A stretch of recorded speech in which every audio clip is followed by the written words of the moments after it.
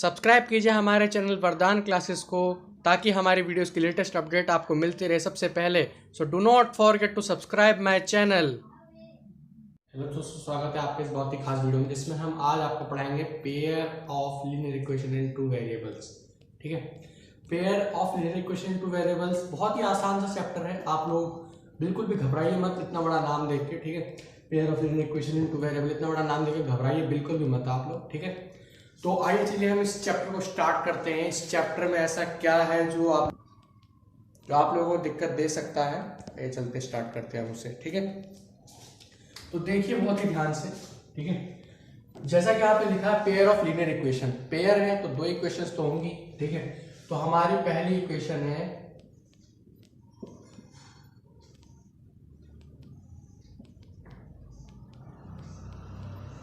ठीक है, दूसरी इक्वेशन है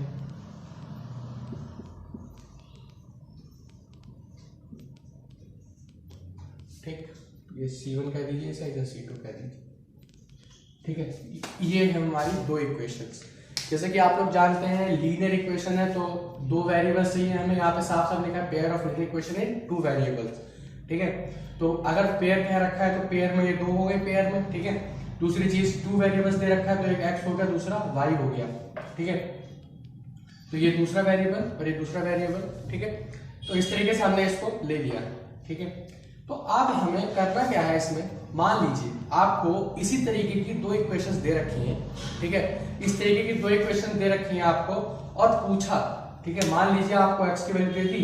जैसे कि आप लोग पहले क्या करते थे, 7x + 3y = 5k है। ठीक है, आपने यहाँ पे कॉलम बनाया। ठीक है, यहाँ पे कॉलम बनाया आपने x का और y का। आपने x की वैल्यू 1 रखी तो y की वैल्यू क्या आई। ठीक है, फिर 2 रखी तो क्या आई, फिर 3 रखी तो फिर क्या आई। ठीक है, यहाँ से आपके पास x और y दोनों की वैल्यूज आ जाती थी। आप उसको ग्राफ में ऐसे पुट करते थे। ठीक है, वहां पे कोई ना कोई लाइन बनती थी, ऐसे पैरेलल लाइन बन जाए, कोइंसिडेंट लाइन बन जाए। ठीक है, इस तरीके की लाइन बनती होगी। अब आपको इस चैप्टर में यही चीज पता लगानी है कि अगर आपको कोई भी दो इक्वेशन दे रखी है तो उनका कोई सॉल्यूशन होगा या नहीं। अगर हम उनसे कोई भी लाइन बनाते हैं तो कौन सी लाइन बनेगी। ठीक है, ये चीज हमें इस चैप्टर में पता करनी है। आइए देखते हैं। ठीक है, मान लीजिए कुछ कंडीशंस है इसमें। जैसे कि आपको मान लीजिए पहली कंडीशन आप लोग नोट कर लीजिए बहुत ही ध्यान से। मान लीजिए आपको कोई भी इक्वेशन दे रखी है ax1 + by1 + c1 = c1। ठीक है, ax2 +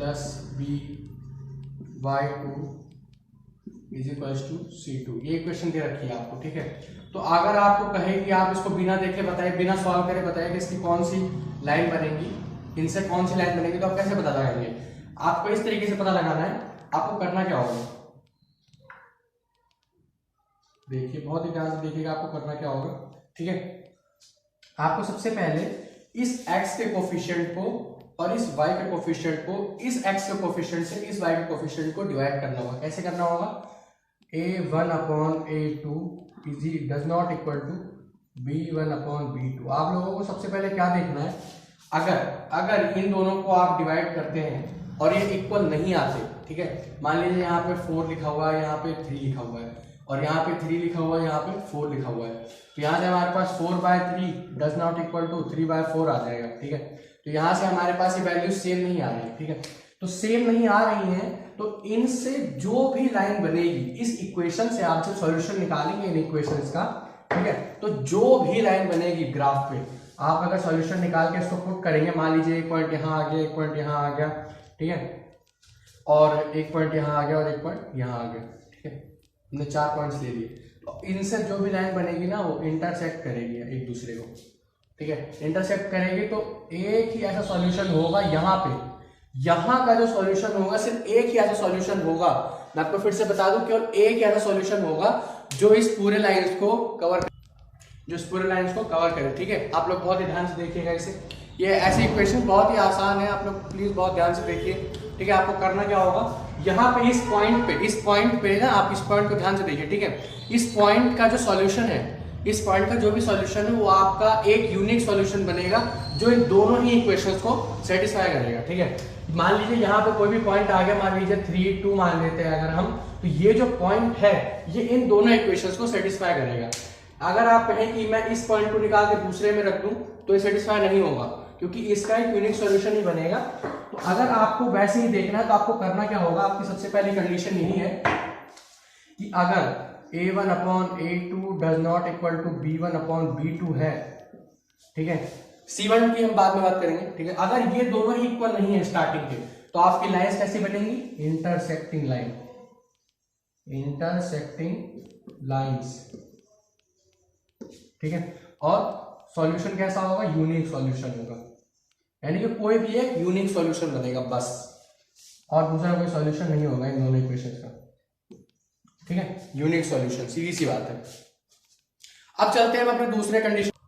आपके पास एक ऐसी कंडीशन भी आएगी जैसा कि a1/a2 is equals to b1/b2 is equals to c1/c2, ठीक है। एक ऐसी कंडीशन भी मान लीजिए आपके पास आ गई, मान लीजिए 3x प्लस 2y बराबर 10, ठीक है, 6x प्लस 4y बराबर हो गया आपका 20, ठीक है। आप लोग देखिए 1/2 1/2 1/2, यानी कि यहाँ पे आपके जितने भी रेशियोज हैं वो तीनों इक्वल है, 1/2 इज इक्वल टू 1/2 बराबर है 1/2 के।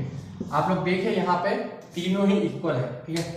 तो मैं आपको बता दूं कि अगर आपके पास ऐसी कोई भी इक्वेशन दे रखी है, अगर कहीं पे भी इस तरीके का सॉल्यूशन बनता है, इस तरीके की कंडीशन बनती है, तो आपकी जो लाइंस होंगी वो होंगी कोइंसिडेंट। कैसे कोइंसिडेंट होंगी आइए देखते हैं। मान लीजिए कोइंसिडेंट लाइंस क्या होती हैं आप लोगों को पता ही होगा। मान लीजिए एक पॉइंट यहाँ आ गया, एक पॉइंट यहाँ आ गया, ठीक है। मान लीजिए हमने पहले वाले पॉइंट से निकाला सॉल्यूशंस, ठीक है, इस पहले वाले इक्वेशन से हमने पॉइंट्स निकाल लिए, ठीक है, और मान लीजिए ये 2 पॉइंट हमारे आ गए, ओके। हमने इस पे एक लाइन बना दी इस तरीके से सीधे। अब हम इसकी निकालेंगे तो आप लोग ये पाएंगे कि इसकी जो भी सॉल्यूशन है वो भी इसी के ऊपर आएंगे, और बाकी आप जितनी भी एक्स की वैल्यू रखते चले जाएंगे सारी सॉल्यूशन इसी पे आएंगे, ठीक है। इसीलिए इसको कोइंसिडेंट लाइन कहा जाता है कि एक ही पर्टिकुलर लाइन पे बाकी सारी लाइंस आ जाएंगे। यानी कि कहने का सीधा मतलब यही है कि इनकी लाइन कोइंसिडेंट होंगी और इनफाइनाइट सॉल्यूशन होंगे, ठीक है, इनफाइनाइट सॉल्यूशन, ठीक है। आप इस लाइन के ऊपर जितने भी पॉइंट्स आएंगे, इस लाइन के ऊपर जितने भी पॉइंट्स आएंगे सारे इनके सॉल्यूशन होंगे, ठीक है। इसलिए हम एक तरीके से कह देते हैं कि इनफाइनाइट सॉल्यूशंस होंगे, क्योंकि आप x की वैल्यू रखते चले जाइए, y की वैल्यू आपकी जरूर निकलेगी, कुछ ना कुछ तो निकलेगी ही, भले ही नेगेटिव ही क्यों ना हो, ठीक है, निकलेगी जरूर y की वैल्यू। क्योंकि अगर आप किसी चीज का आउटपुट डालते हैं तो आप, माफ कीजिएगा, इनपुट डालते हैं तो आप आउटपुट जरूर मिलता है, ठीक है। अब हमारे पास एक लास्ट और तीसरी कंडीशन आएगी, ठीक है, बहुत ही ध्यान से देखिएगा इस कंडीशन को, ठीक है। आइए देखते हैं इस कंडीशन को। a1, ठीक है, a1 x1 plus b1 y1 बराबर c1 है, ठीक है, a2 x2 है प्लस b2 y2 है इज इक्वल टू c2, ठीक है। यहां से आपकी जो कंडीशन निकलेगी वो कंडीशन क्या होगी, a1/a2 is equal to b1/b2।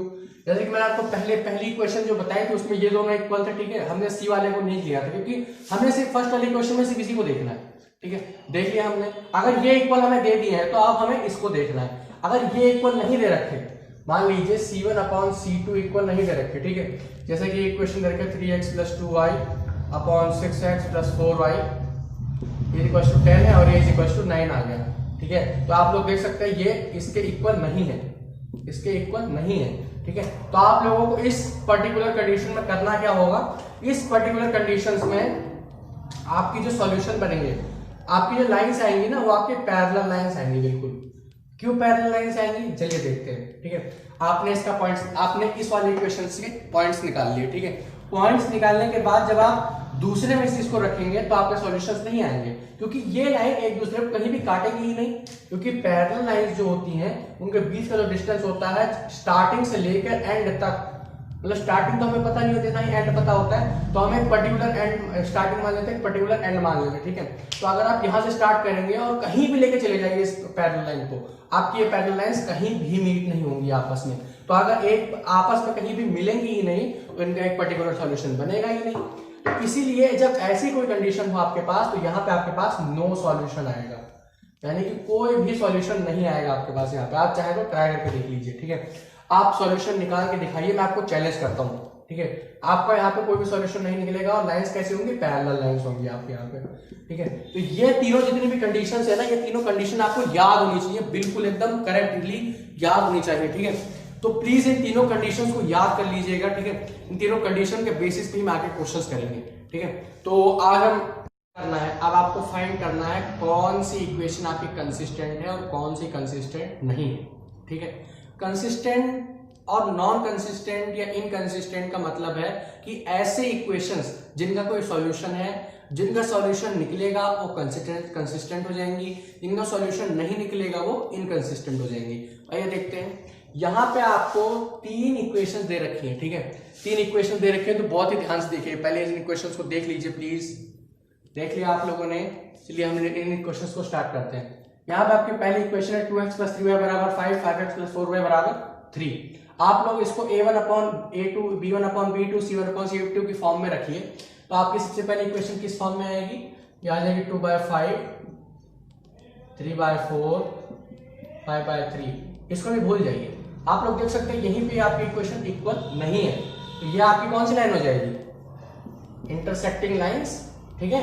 और इसका सॉल्यूशन एक ही होगा, एक सॉल्यूशन यूनिक सॉल्यूशन होगा इसका, ठीक है, यूनिक सॉल्यूशन है, तो इसका ये हो जाएगा कंसिस्टेंट, ठीक है। आपको कुछ नहीं करना, बस आपको देखना है अगर इनके सॉल्यूशंस हो रहे हैं, यानी कि अगर इनके सॉल्यूशन निकलेंगे, हो नहीं रहे, होने से तो कुछ भी हो, हमें उससे मतलब नहीं है, सॉल्यूशन कुछ भी हो हमें इससे कोई मतलब नहीं, लेकिन अगर इनके सॉल्यूशंस हो रहे हैं, अगर ये जो कंडीशंस बताई गई हैं उस पर सटीक बैठ रहे हैं, ठीक है, तो आपकी ये इक्वेशन कंसिस्टेंट होगी, ठीक है। सेम दूसरी वाली देखिए आप, 4/2 यानी कि 2 आ गया, 8/4 यानी कि 2 आ गया, 12/6 यानी कि 2 आ गया। आप लोग देख सकते हैं यहाँ पे तीनों की तीनों इक्वल्स है, ठीक है, इक्वल्स है, तो यहाँ पे ये पैरेलल लाइंस हो जाएंगी। पैरेलल लाइंस का मतलब है, माफ कीजिएगा, कोइंसिडेंट लाइन हो जाएंगी ये, ठीक है। कोइंसिडेंट लाइंस क्या होती है आपको पता ही हो, कोइंसिडेंट लाइन इनके infinite many number of solution होते हैं, ठीक है। भले ही हम अगर निकालने बैठेंगे तो आपके इनके सब कुछ कट्टे 0 आ जाएगा, ठीक है, लेकिन फिर भी सॉल्यूशन तो होगा ना इनका, एक ना एक सॉल्यूशन तो होगा ही, लेकिन इनफाइनाइट मानते हैं तो इसके सॉल्यूशन है, तो ये भी कंसिस्टेंट हो गई। अब बचती है हमारी लास्ट वाली इक्वेशन, ठीक है। लास्ट वाली इक्वेशन करने के लिए आप लोग क्या करेंगे, चलिए समझे, कमेंट बॉक्स में आंसर बताइए। आप लोग देख सकते हैं इस इक्वेशन को, 2/4 है, ठीक है, 2/4 यानी कि 1/2 आ जाएगा, 3/6 से यहाँ पे 1/2 आ जाएगा, लेकिन यहाँ पे 5/4 है, ठीक है। 5/4 है, तो आपको करना क्या है, यहाँ पे आप लोग देख सकते हैं ये इसके इक्वल नहीं है, इक्वल नहीं है, तो ये हो जाएंगी पैरेलल लाइंस। पैरेलल लाइंस हो जाएंगे तो यहाँ पे आपके सॉल्यूशंस नहीं निकलेंगे, क्योंकि जैसे कि मैंने आपको कंडीशंस बताई हैं, इन दोनों में सॉल्यूशन निकलेंगे, यानी कि दोनों के दोनों कंसिस्टेंट हो गई। इसमें सॉल्यूशन नहीं निकलेगा तो ये इनकंसिस्टेंट हो गई। तो यही चीज आपको करनी है कंसिस्टेंट और इनकंसिस्टेंट में, तो जल्दी से इन्हें सॉल्व कर लीजिएगा। तो अब आपको हम बताएंगे सॉल्यूशंस। अब हमने आपको इक्वेशंस तो बता दी कि किस तरीके के आएंगे, लेकिन अब आपको जानना है सॉल्यूशंस। आपको कोई इक्वेशन दे रखी है, आप उसको कैसे सॉल्व करेंगे, ठीक है। आपको 2 इक्वेशन दे रखी है, आपको उनको सॉल्व करने का कोई तरीका आता नहीं, तो आप उनके सॉल्यूशंस निकालेंगे कैसे। मैंने आपको बता तो दिया कि इनके सॉल्यूशन निकलेंगे, लेकिन निकालने का तरीका भी तो बताना है। चलिए फिर उसको हम स्टार्ट करते हैं। इन इक्वेशंस को, इनके सॉल्यूशन फाइंड करने के 3 तरीके होते हैं, ठीक है। सबसे पहला तो होता है सब्स्टिट्यूशन, स्पेलिंग मिस्टेक हो सकती है मेरी, ठीक है, सब्स्टिट्यूशन मेथड, ठीक है। दूसरा होता है एलिमिनेशन मेथड, और तीसरा और लास्ट होता है क्रॉस मल्टीप्लिकेशन,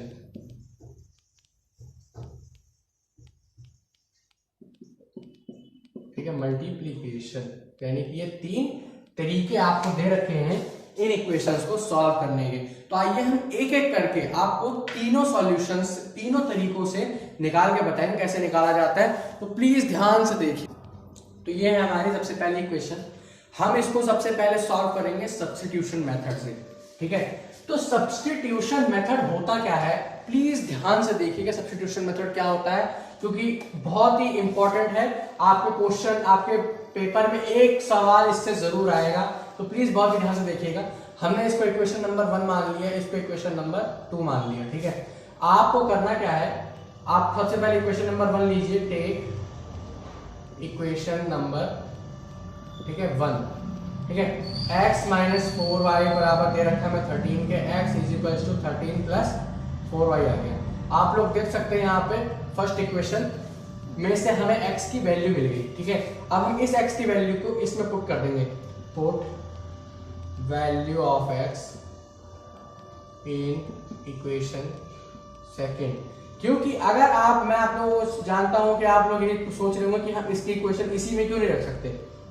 मैं आपको बता दूं कि अगर इसी की इक्वेशन हमने इसमें रख दी, ठीक है, तो ये सॉल्यूशन आपके आ जाएंगे, तो आपका सारा कुछ जीरो हो जाएगा, ठीक है। इसलिए हमने उसमें ना रख के दूसरे वाले में रखी है। और ये रखते हैं 13 प्लस 4y, ठीक है, प्लस 2y, या आप प्लस 3 देख रहे हैं, मैं इसको दूसरे साइड भेजूंगा तो ये माइनस का 3 हो जाएगा, ठीक है। अब आप लोग इसको मल्टीप्लाई कीजिए, 33 या 39 प्लस 4 3 या 12y प्लस 2y बराबर -3, ठीक है। ये 39 उधर चला जाएगा माइनस का, और ये 14y हो जाएगा इज इक्वल टू -3 और -39, ठीक है। ये आपका हो जाएगा 42 माइनस का, यहाँ से आपकी y की वैल्यू आ जाएगी 14 3 या 42 होता है, y की वैल्यू -3 आ गई, ठीक है। यहां से हमने y की वैल्यू -3 निकाल ली, ठीक है। अब आपको करना क्या है, यहां पे देखिए बहुत ही ध्यान से, put value of y in equation first. अब हम इसको फर्स्ट में क्यों रख रहे हैं, क्योंकि ये वैल्यू हमारी आई है सेकंड से, क्यों अगर ये सेकंड से वैल्यू आई है तो अगर हम इसमें रखेंगे तो ये तो हमें सेटिस्फाई करेगी, तो हम बहुत जल्दी खुश हो जाएंगे और ये सोचेंगे कि अच्छा हुआ हमारा आंसर निकल गया। मान लीजिए आपने कोई कैलकुलेशन मिस्टेक कर दी, बीच में यहीं पे कर दी हो, तो आप कैसे फाइंड करेंगे कि हाँ आपका आंसर सही आ रहा है, ठीक है। तो अब हम इसमें चेक करेंगे, x माइनस के 4 इंटू माइनस के 3 इज इक्वल टू 13, ठीक है। x माइनस और ये माइनस माइनस प्लस का 12 हो जाएगा इज इक्वल टू 13, x की वैल्यू यहाँ से 1 आ जाएगी, ठीक है। अब आपके पास यहाँ पे दोनों वैल्यूज आ चुकी हैं, y इज इक्वल टू -3। अब अगर आपको चेक करना है कि किस तरीके से आप चेक करेंगे कि आपकी इक्वेशन सही आई है कि नहीं आई है, तो आपको करना क्या है, x और y की वैल्यू, अब आपके पास दोनों वैल्यूज आ चुकी हैं, आप किसी भी इक्वेशन में पुट कर दीजिए, ठीक है। आइए हम दूसरे में पुट करते हैं, 3, ठीक है, प्लस 2 इंटू माइनस के 3 इज इक्वल टू माइनस का 3, क्योंकि प्लस का 3 होता जाएगा तो माइनस का 3 हो जाएगा, ठीक है।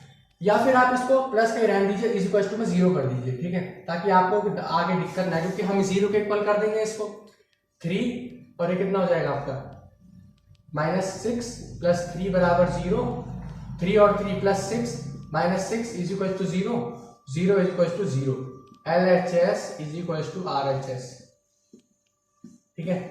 अब हम इसको फर्स्ट इक्वेशन में पुट करके देखते हैं, x की वैल्यू हमने 1 ले ली, प्लस यहां से माइनस के 4 इंटू माइनस का 3 इज इक्वल टू 13, ठीक है।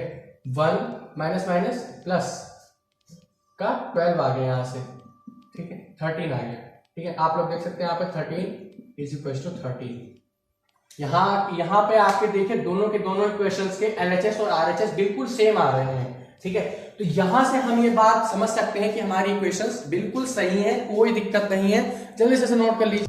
अब हम इसी इक्वेशन को आपको सॉल्व करके बताएंगे एलिमिनेशन मेथड से। मैं आपको एक चीज और बता दूं, आप चाहें तो यहां से x की वैल्यू निकाल सकते हैं, आप चाहें तो दूसरी इक्वेशन में से x या y की वैल्यू निकाल के पहले में पुट कर दीजिए।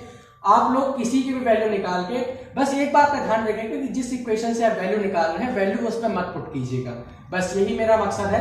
आप मान लीजिए इस सेकंड इक्वेशन से निकाल रहे हैं तो फर्स्ट में पुट कर दीजिए, फर्स्ट से निकाल रहे हैं तो सेकंड में पुट कर दीजिए, बस उसी की निकाल के उसमें मत पुट कीजिएगा, नहीं तो मार्क्स आपके कट जाएंगे।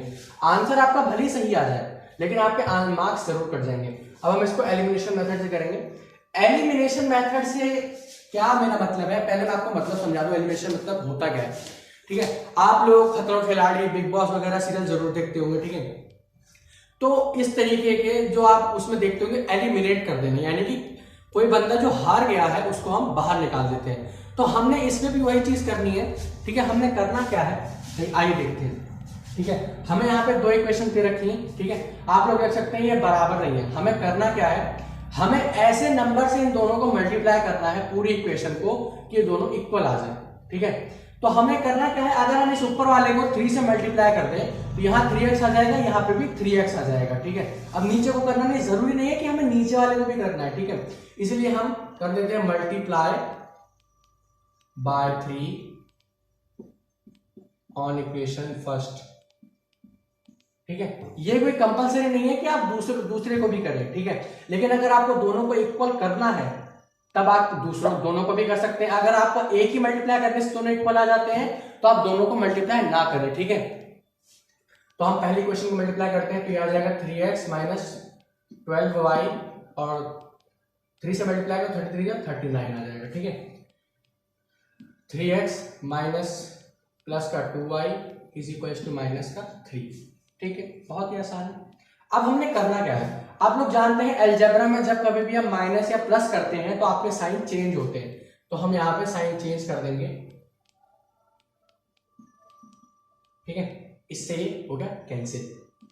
यहां पे हमारे पास क्या बचा, minus 14y is equal to 42, ठीक है, यहां से y की वैल्यू आ गई माइनस की 3, क्योंकि 43 या 42 होता है। आप याद कीजिए हमने जब सब्स्टिट्यूशन मेथड से किया था तब ये माइनस का आया था, ये प्लस का आया था। बात तो हमारे पास वही आ गई ना कि भले ये माइनस तो आंसर तो हमारा माइनस में आएगा ना, तो यही हमारा सीधा मेन मकसद था। आंसर हमारा y की वैल्यू -3 आ गई, ठीक है।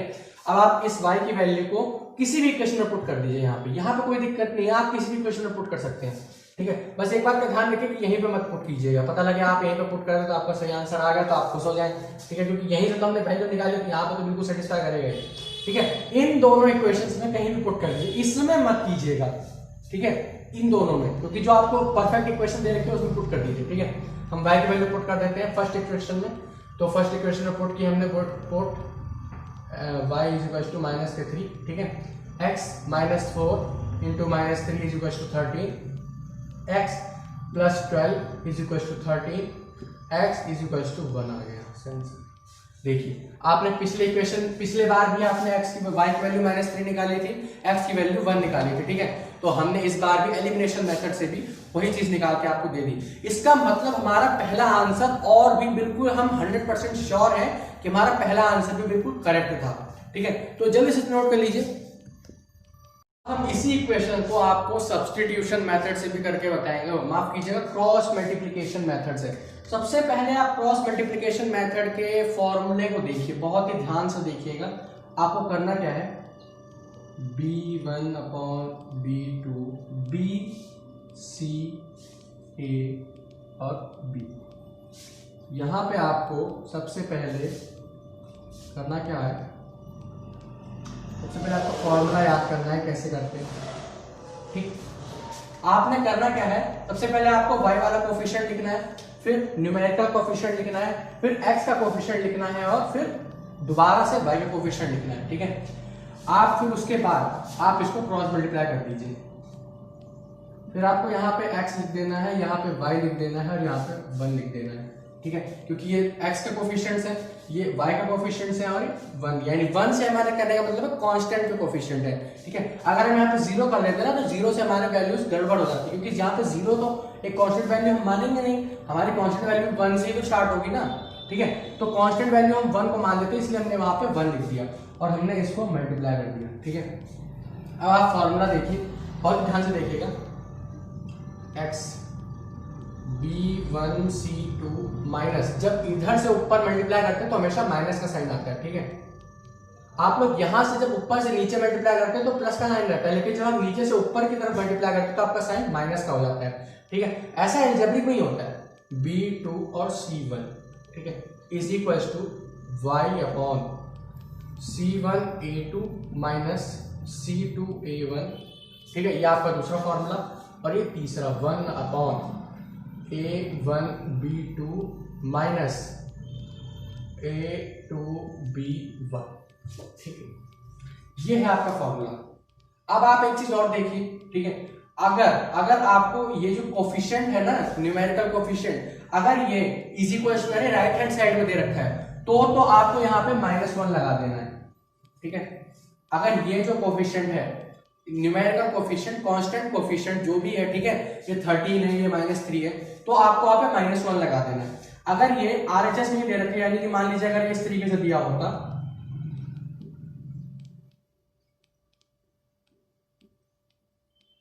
इस तरीके से अगर दिया होता ना तो आपको वहां से माइनस हटा देना है, बस इस चीज का ध्यान रखिएगा कि अगर RHS में दे रखा है तो आपको -1 लगा देना है, अगर LHS में दे रखा है तो आपको +1 ही रहना देना है, ठीक है, बस इस चीज का ध्यान रखिएगा।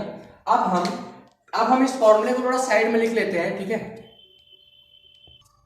जैसा कि आप लोग यहाँ पे देख सकते हैं, हमने यहाँ पे फॉर्मूले को थोड़ा छोटा करके लिख दिया, ठीक है। आप लोग यहाँ पे देखिए x की वैल्यू हमने यहाँ पे x लिख दिया, ठीक है, क्योंकि हमें यहाँ पे x की वैल्यू चाहिए, y की वैल्यू चाहिए, ठीक है। तो हमने यहाँ पे b1 c2 किया है, b1 और c2 यहाँ पे मल्टीप्लाई किया, b2 c1 यानी b2 c1 ये मल्टीप्लाई कर दिया हमने। अब c1 a2 करना है हमने, c1 और a2 यानी 13 into 3, ठीक है। उसके बाद c2 a1, c2 यानी -3 और 1 देख लीजिए, ठीक है, बिल्कुल सही है। अब हमने जैसे कि आपको बताया था कि अगर RHS में आ जाएगा तो हमने वहां पे -1 कर देना है, तो हमने यहाँ पे -1 कर दिया। आप यहाँ से हटा दीजिए क्योंकि तो फॉर्मूला है, ठीक है, अगर आप RHS में करते हो तो ठीक। फिर हमने यहाँ पे -1 लगा दिया क्योंकि हमने यहाँ पे RHS में ही रखा है, ठीक है, RHS में रखा है इसलिए हमने यहाँ पे -1 लगा दिया। अब आप यहाँ पे देखिए a1 into b2 करना है हमने, a1 into b2 यानी 1 into 2, उसके बाद b1 into a2, b1 into a2 यानी -4 into 3। अब आप इसको सॉल्व करिए, सॉल्व करते हैं, आइए देखते हैं क्या आएगा इसका आंसर सॉल्व करने के बाद। ये माइनस माइनस है तो ये माइनस का प्लस का 12 हो जाएगा, क्योंकि माइनस माइनस प्लस हो जाता है। 12 माइनस 13 टू जा 26 is equals to y upon 39, ये माइनस का 3 आ जाएगा प्लस 3 यानी, ठीक है, इज इक्वल्स टू माइनस का 1 अपॉन ये 2 है और ये माइनस का 12 प्लस 2, ठीक, ये हमने कर दिया। अब आप इसको कर लीजिए x अपॉन माइनस का 14 is equals to y upon 39 plus 3 is equals to -1 upon 2 plus 12, ठीक है, यार।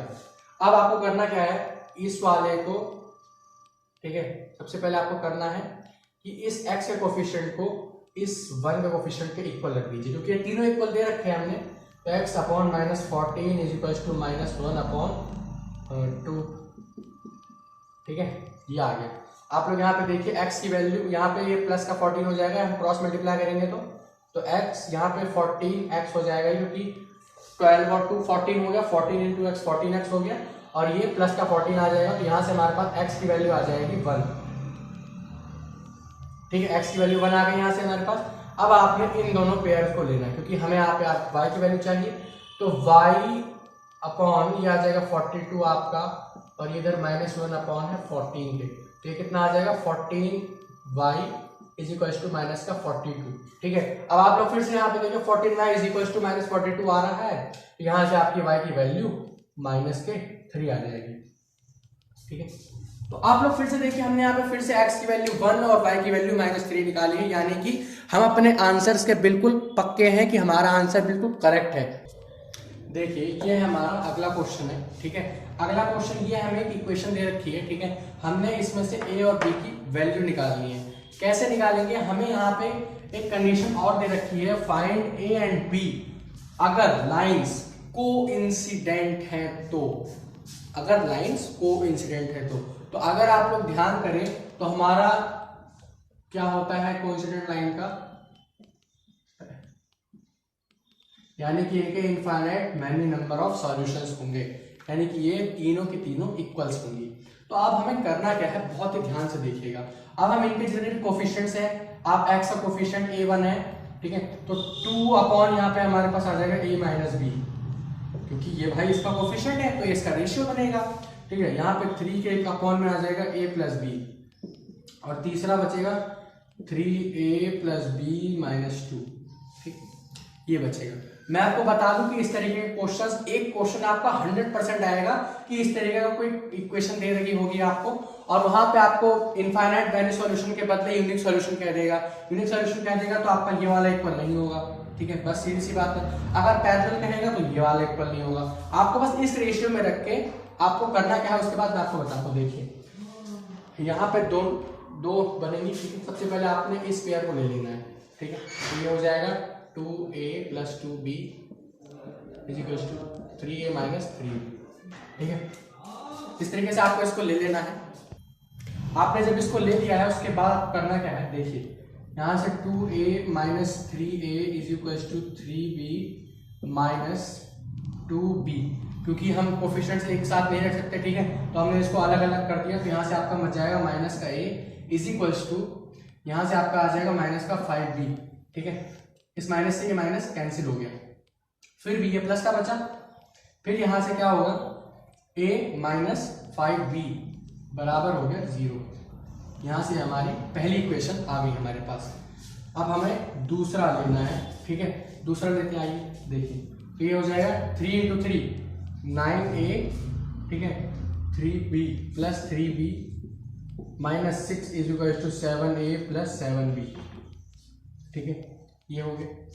तो आप लोग देखें 9a प्लस 3b प्लस नहीं माइनस 7a और माइनस 7b, ठीक है, इज इक्वल टू 7 बचा हमारे पास, 6 बचा क्योंकि ये माइनस के अगर जाएगा तो प्लस का हो जाएगा, ठीक। अब ये 9 माइनस 7 गया तो 2a बचा हमारे पास, b में से यहाँ से माइनस 4b बचा हमारे पास, इज इक्वल टू 6।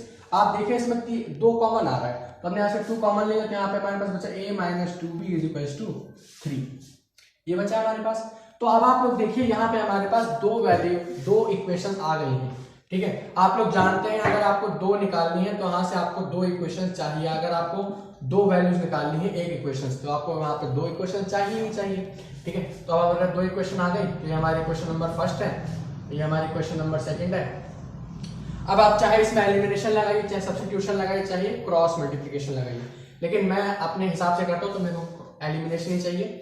तो हम यहाँ से a माइनस 5b बराबर हो गया 0 के, a माइनस 2b बराबर हो गया 3 के, ठीक है।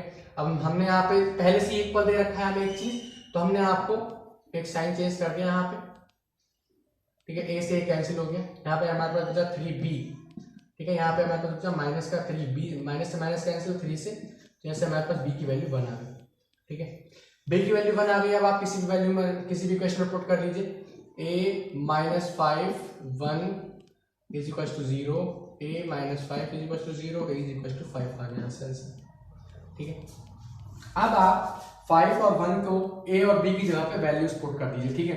a और b की जगह पे जब आप वैल्यूज पुट करेंगे तो यहाँ से आपके पास एक इक्वेशन निकल के आएगी। अगर आप उन दोनों इक्वेशंस को सॉल्व करेंगे तो आपका आंसर कोइंसिडेंट लाइन में ही आएगा, ठीक है। आइए हम थोड़ा सा चेक कर ही लेते हैं। a की वैल्यू 5 है, b की वैल्यू 1 है, तो यहाँ से हमारे पास इक्वेशन बनेगी 2x प्लस 3y बराबर है 7 के, और दूसरी इक्वेशन हमारे पास बनेगी a, ठीक है। 5 में से 1 गया तो 4, तो यहाँ से हमारे पास बचा 4x प्लस यहाँ से फिर 5 1 प्लस 6y, ठीक है, और 5 वैल्यू है तो 3 इंटू 5 15, b की वैल्यू 1 15 और 15 1 16 और 16 में से 2 गया तो 40। आप देखिए 1/2 यहाँ से बचा हमारे पास बराबर 1/2 बराबर 1/2, ठीक है। तो इसी तरीके से हम इन क्वेश्चंस को निकाल सकते हैं। अब मैंने आपको, ठीक है, इस तरह के क्वेश्चन, एक क्वेश्चन आपका 100% जरूर आएगा आपके बोर्ड एग्जाम्स में, ठीक है। तो इन क्वेश्चंस की तैयारी जरूर कर लीजिएगा, ठीक है। अब हम यहाँ पे इस वीडियो को एंड करते हैं, ठीक। वीडियो एंड क्यों कर रहे हैं, क्योंकि हमारा पूरा चैप्टर लगभग खत्म हो ही गया है, ठीक है। हमने पूरा चैप्टर के जितने भी कॉन्सेप्ट्स थे आपको सारे कॉन्सेप्ट बता दिए हैं। इसके अलावा भी मैं आपको कुछ क्वेश्चंस की लिंक आपको अपने पीडीएफ में दे दूंगा, पीडीएफ फॉर्म में दे दूंगा, ठीक है। आप लोग उन क्वेश्चंस को जरूर कर लीजिएगा, ठीक है। तो पढ़ाई करते रहिए। All the very best.